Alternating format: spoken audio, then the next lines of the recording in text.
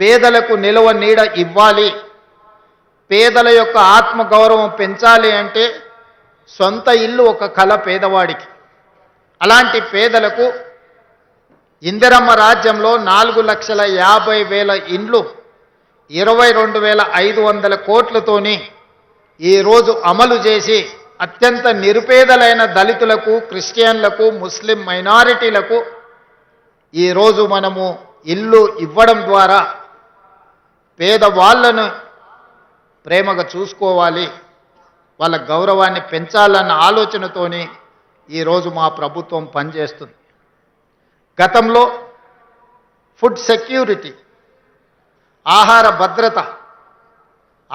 భద్రత చట్టాన్ని పేదవాడికి అన్నం పెట్టాలి, పేదవాడిని ఆకలి తీర్చాలి అని ఆలోచన చేసి శ్రీమతి సోనియా గాంధీ గారు ఫుడ్ సెక్యూరిటీ యాక్ట్ తీసుకొచ్చారు.